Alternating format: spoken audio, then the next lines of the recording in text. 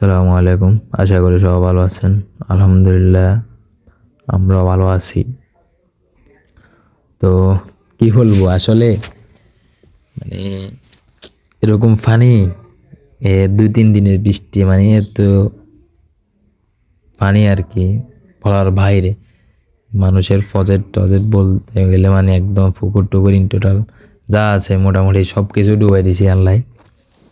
তো আল্লাহ যা করে ভালোর জন্য করে, এটা আমরা সব সময় বলি, এটা আমরা জানি, বিশ্বাস করি যে আল্লাহ যেটা করে ভালোর জন্য করে।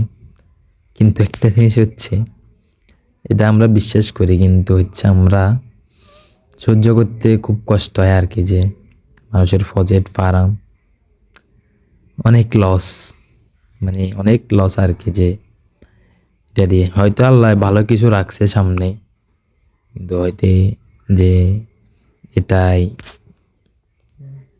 কি বলবো ভাই। আসলে এখানে আমি পানির কারণে কিছু বলতে পারতেছি না। তো এত লেভেলের পানি যে আমাদের এই জমিনগুলা যেগুলো দেখতেছেন এগুলোর ভিতরে প্রায় আমাদের এক বুক পরিমাণে পানি আছে।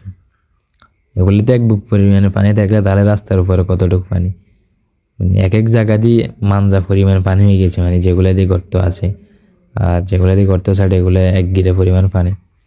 তাহলে এবার বুঝে দেখেন, বুঝে চান কীরকম পানি হয়েছে। আমি আমার বুদ্ধির বয়সে এরকম পানি দেখি নাই, কি বলবো। তো একটা জিনিস দেখলাম আজকে টিকটকে ঢোকার পর, দেখলাম মানে মানুষ এত পরিমাণে মানে করতেছে আর কি, যে ফানি ভিডিও বানাইতেছে। আসলে আমাদের মানুষ মানে আমরা বাঙালি মানুষ হচ্ছে কি, যদি আমরা যেটাই দেখি বিপদ হইলে আমরা ওইটা নিয়ে টিকটক বানাই, মানে যেটাই হোক, মানে একদম ইন টোটাল বলতে গেলে যেটাই হোক আমরা ওইটা নিয়ে ভিডিও বানাই, অ্যান্ড হচ্ছে ওইটা নিয়ে মানে পানি ভিডিও বানাই, পানি করি আর কি। যে আসলে হচ্ছে আপনি যেরকম পানিবন্দী হয়ে আছেন আমিও পানিবন্দী হয়ে আছি, মানে আমাদের মতো অনেক অনেক মানে শত শত মানুষ পানিবন্দী হয়ে আছে আর কি আমাদের নোয়াখালীতে, বিশেষ করে বলতে গেলে। তো আমরা কি করি মানে যে এরকম হাবি জাবি মানে উল্টা উল্টা ভিডিও বানাই। তো আমার কথা হচ্ছে ভিডিও আমরা না বানাই ঠিক আছে, আমরা হচ্ছে ভিডিওর মধ্যে আল্লাহর কাছে দোয়া চাইবো যে আল্লাহ, মানে সবাইকে বলবো যে আল্লাহর কাছে দোয়া চাওয়ার জন্য যে আমাদের নোয়াখালীর মানুষগুলো জানি ভালো থাকে।